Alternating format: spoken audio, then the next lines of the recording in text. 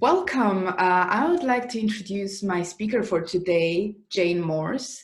She is a talent engagement expert and talent acquisition trainer, as well as the career coach and keynote speaker, and a ghostbuster. Hello, Jane. Lovely having you here. Thank you, Martina. It's lovely to be here. Can you tell us why you're a ghostbuster?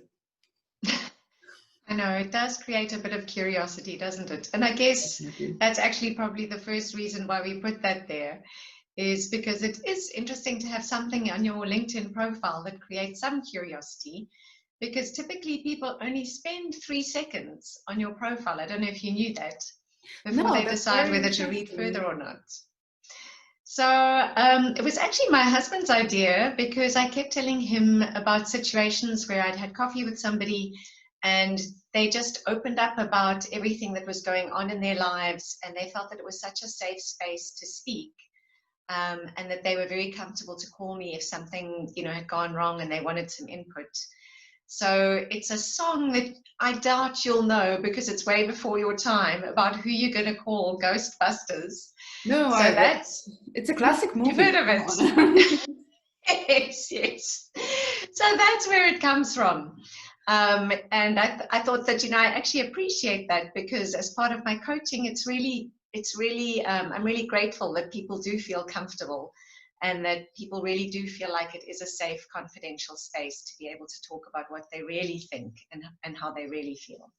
No, that's true. I mean, coaching sessions, from what I've learned so far, is all about safe space, right? Yeah, I think the safer people feel, the more they'll be themselves. And for me, that's a skill that is not just important for coaches to have, but it's something that's really important for interviewers to have. Because when you're in an interview with somebody, you want to be able to get an accurate reflection of who that person is. And that's why, for example, there was someone who in the last week, she was telling me about an interview that she went for, and how they almost deliberately tried to put her under stress, and kind of just to see how she'd cope. But unfortunately, what that does is you don't then get a real reflection of who the person is. Plus, you break a little bit of that rapport. And in so many cases, in hers as well, she felt like, I don't know if I want to work for those people. I don't know if I want that person as my manager or as my boss. So I think safe spaces are important in coaching and in interviews. No, but I mean, if you go for an interview, right, you're already on quite a lot of stress, because usually you're from the space, especially if you're a graduate, that you want this kind of job. So you already want to be there in the first place. So you kind of feel that it is a stressful situation. It definitely is a stressful situation. And whenever I train hiring managers in workshops, I try to really spotlight that for them, because they don't always process that the person coming for the interview is so stressed. Sometimes it's because they feel stressed about conducting an interview because it's outside of their core skill. But I think something that's really important for interviewers to understand is that how someone shows up in an interview is not necessarily a direct reflection of how they show up in the job. Because interview skills and being able to sell yourself well and communicate well isn't necessarily the same as how you do the job, unless the job is about selling yourself and communication. So I think that's such an important distinction to make. And so even with people who go for interviews and they ask me advice, I often say to them, say up front, sure, it is quite nerve-wracking being here for an interview. And just to let you know, I tend to talk more when I feel a bit nervous, or I tend to talk less, or whatever the case may be, just so that you can frame how you're coming across and almost give your interviewer a heads up of, this isn't necessarily me and how I always show up in the workplace. This is an unusual scenario. And in these type of situations, this is what tends to happen. Okay, but I think more interviews you do, you're getting more experienced in a way. But how many interviews actually there are if you're sending out your CV? You mean how many interviews do you end up going for if you send out your CV? Yes, if a company invites you for an interview, how many can there be? And how do they differ? Okay, I hear what you're saying. Well, I think that depends on the size of the company and their culture and their processes. So ideally, a company wants to be able to conduct a fair, accurate hiring process, but not just from their side. They need to be wanting to conduct a process that is attractive for the person going through it, so that somebody engaging in their interviewing or hiring process thinks, wow, these are great people. I really love engaging with them. I feel respected. I feel honored. I feel like they're genuinely interested in me. I don't just feel like this person in this big, wide world of numbers, and maybe they'll call me back, maybe they won't. Maybe I'll get feedback, maybe I won't. So it very much depends on the company, but not every company realizes how important an interview process is in terms of reflecting their branding and then the word of mouth that spills over from that. So I have heard of companies who have done up to 14 interviews. And then I've heard of candidates who, when they get invited to go into that process and hear how many there are, they say, actually, don't worry, I'd rather not apply. I'd rather not work there. Yeah, And 14 then you also have sounds quite differences in the, extreme. sorry? 14 sounds quite extreme.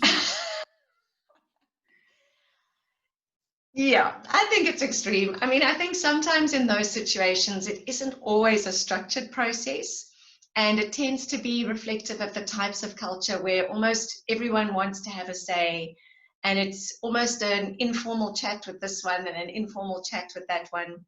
So I don't think it's a healthy, attractive candidate experience, and hopefully companies are realizing that more and more.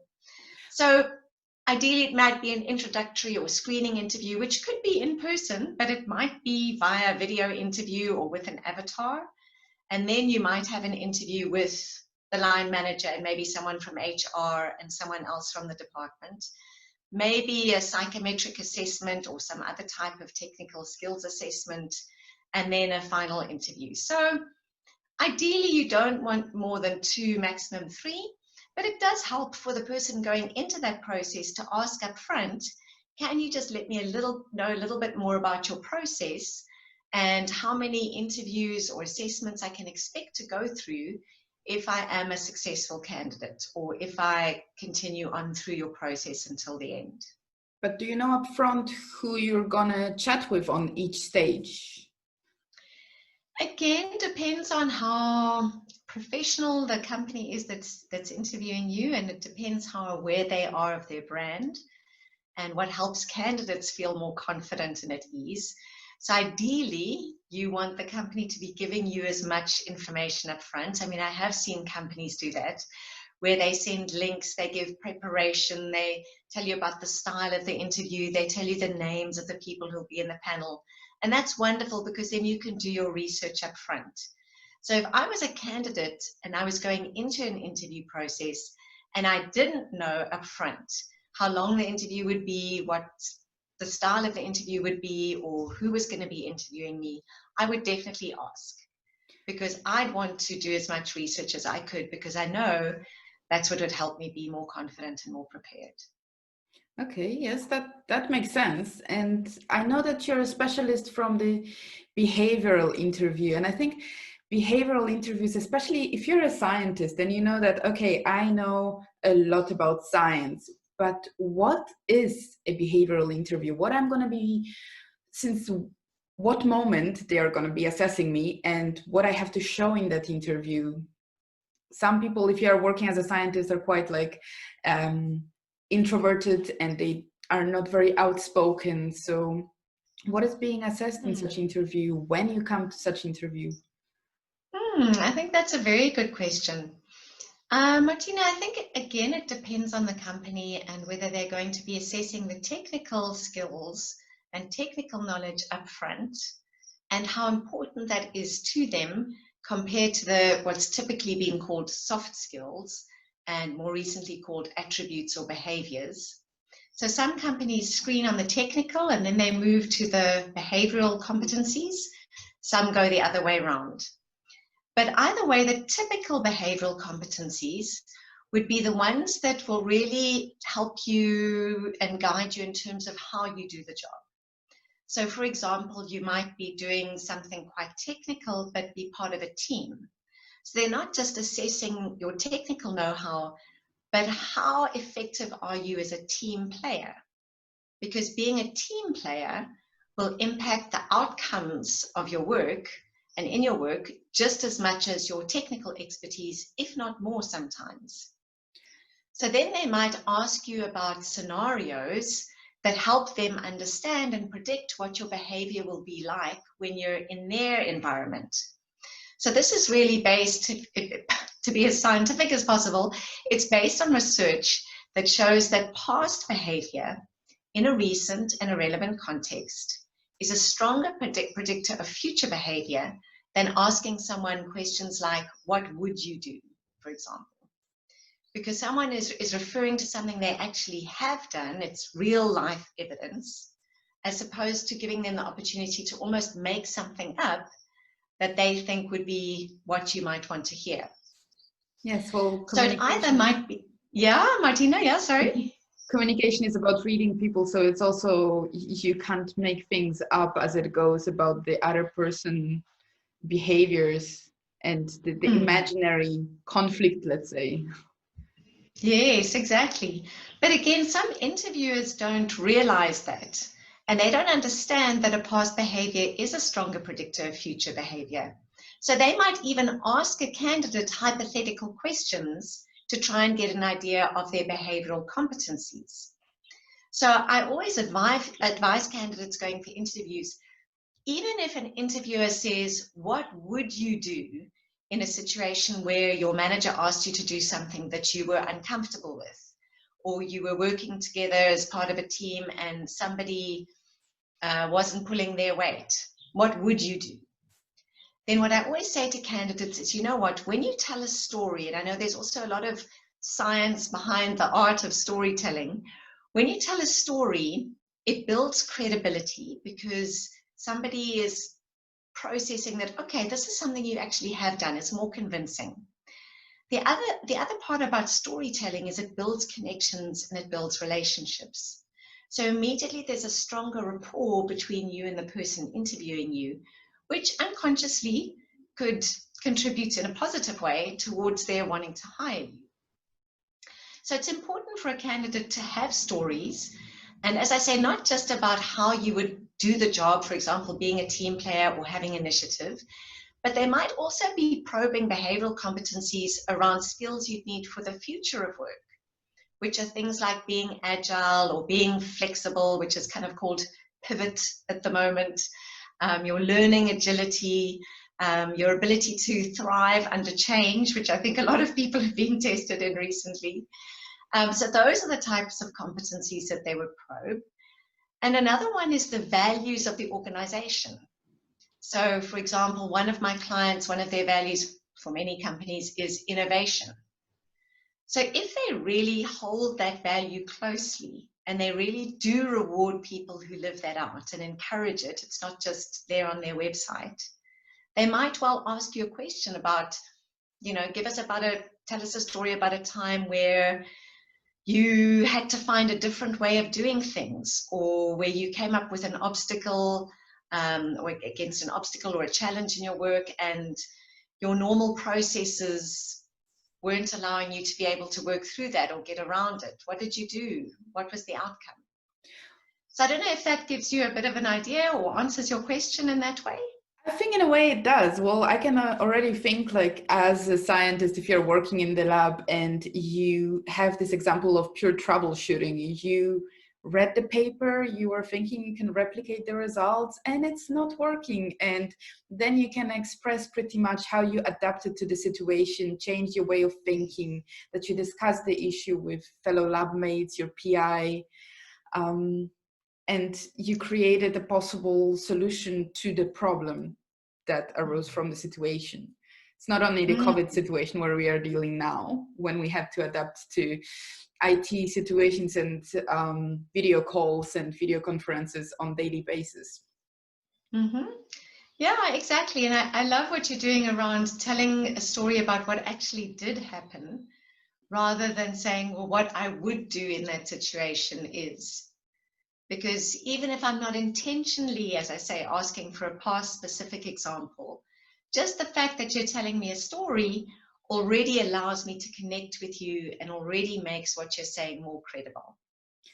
Yes, I think it's important also to have the ideas beforehand, before such interviews, and be prepared. So what type of questions can we expect actually? Yeah, absolutely. And I agree with you. I think it really does help to be prepared. So, I mean, for example, you know, there was someone I was helping in the last couple of weeks, and she was going for an interview. And she asked that exact question. How do I know what they're going to ask me? How can I be prepared? So I think there's a couple of almost bad interview questions, if you can call them that they're not competency based or behavioral based. And you've just got to prepare for them anyway, because maybe your interviewer will ask you those questions. And those are the ones like, tell me about yourself. What are your strengths? What are your weaknesses? Who are you outside of the workplace? What would your colleagues say about you? Where do you see yourself 5 years from now?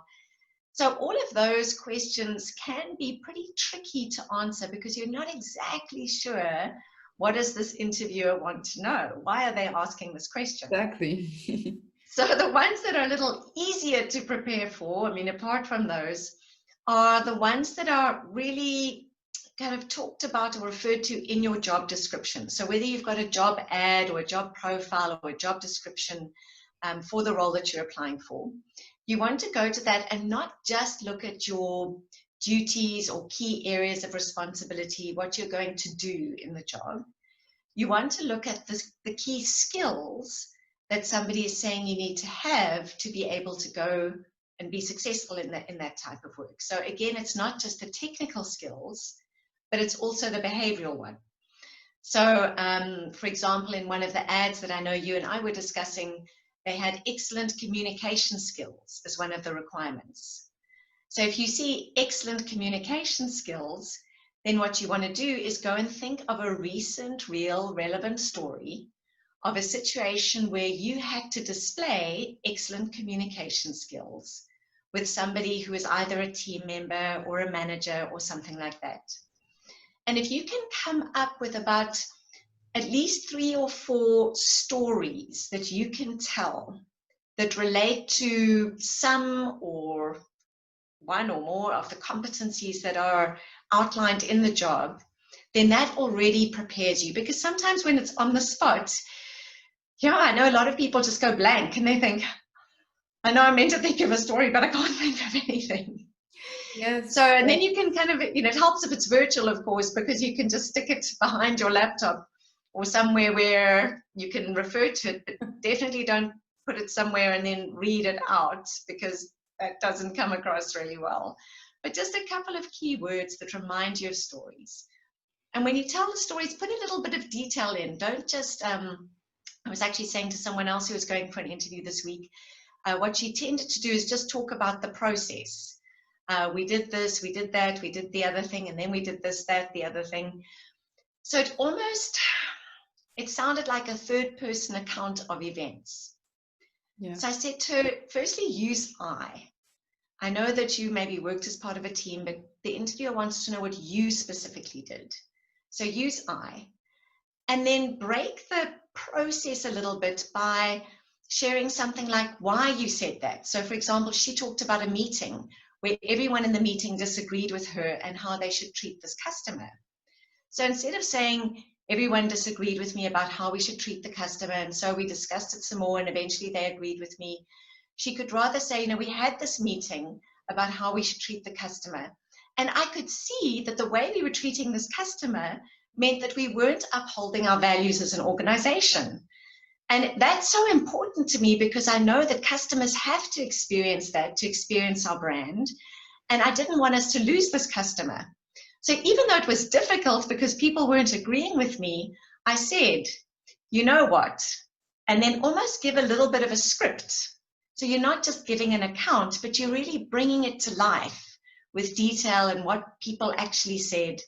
And then again, it builds credibility, but it also makes your story more interesting. So it builds that connection between you and the person interviewing you.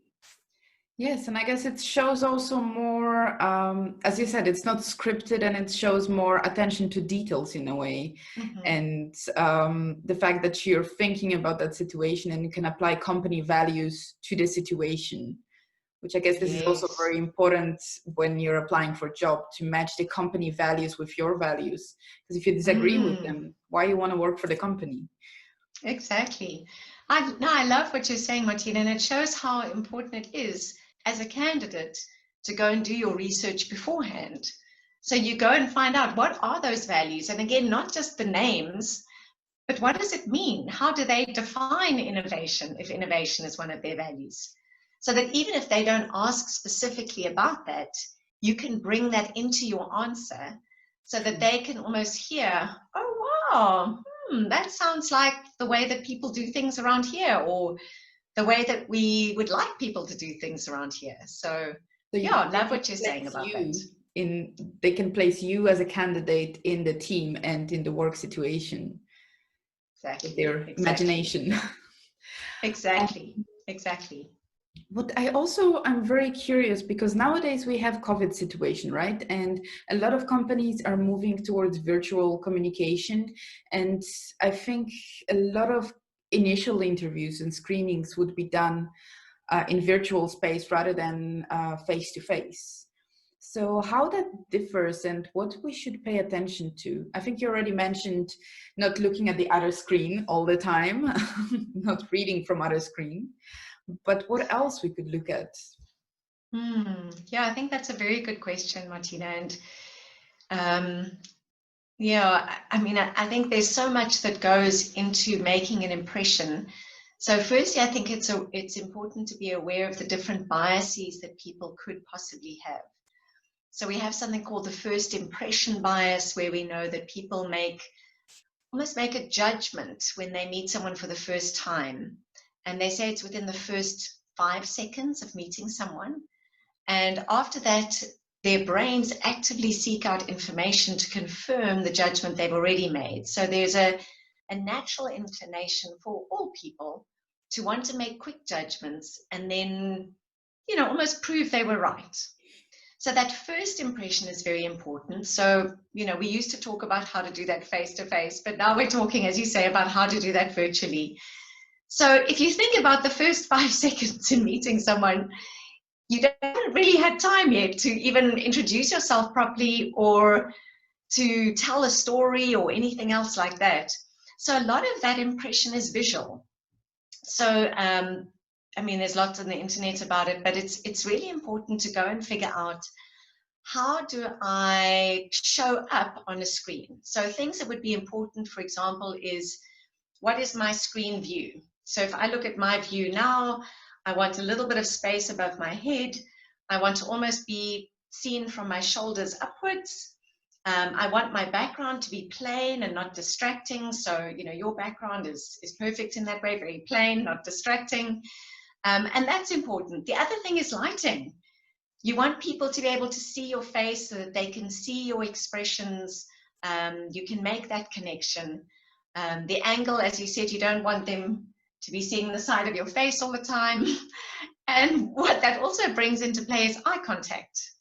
So this, in all of my training workshops and coaching, we often work for the longest time on eye contact, because it feels so unnatural to be able to speak to someone so that they experience eye contact from you, even though you don't have eye contact.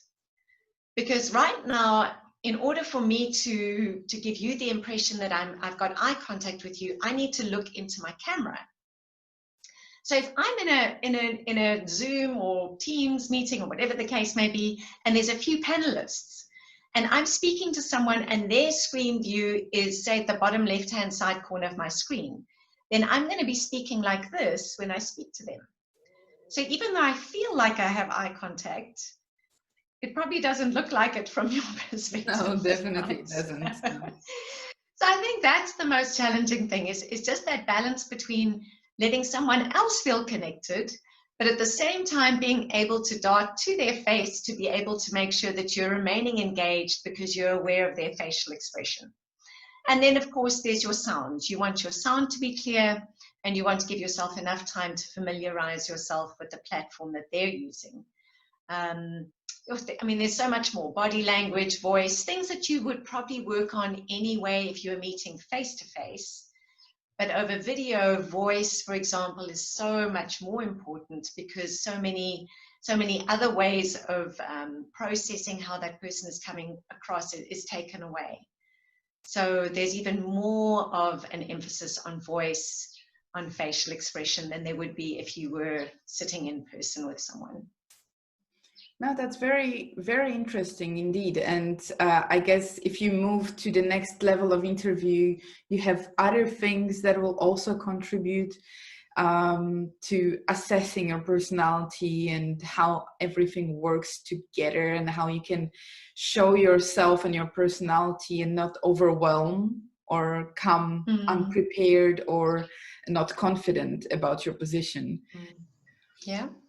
That sounds absolutely very, very challenging, to be honest. And I think a lot of people might relate to that. If you're saying about the eye contact, for instance, my initial thinking would be the problem of the cultural differences, because in some cultures, lack of eye contact would be a sign of respect. So is that something that's being taken into account as well in such behavioral interviews? Yeah, I mean, you raise a good point, and that's definitely something that comes up in a lot of my training workshops, is making people aware of those cultural differences. So, for example, with eye contact, I think a lot of people look for it in a virtual situation, even more so than they would outside of that. I mean, one solution would be switching off your camera, but that's definitely not a good way to try and build a connection with someone. So again, I think a lot of the hiring managers I've spoken to, I've tried to make them more aware of cultural differences. So not all people are aware of those cultural differences. And because they're not aware, they might not process them in a positive way. So if my culture, for example, would be to maintain eye contact and someone doesn't, then as a hiring manager, I might assume, oh, is that person trying to hide something? Are they being defensive? Why don't they want to have eye contact with me? Or vice versa, if it was the other way around.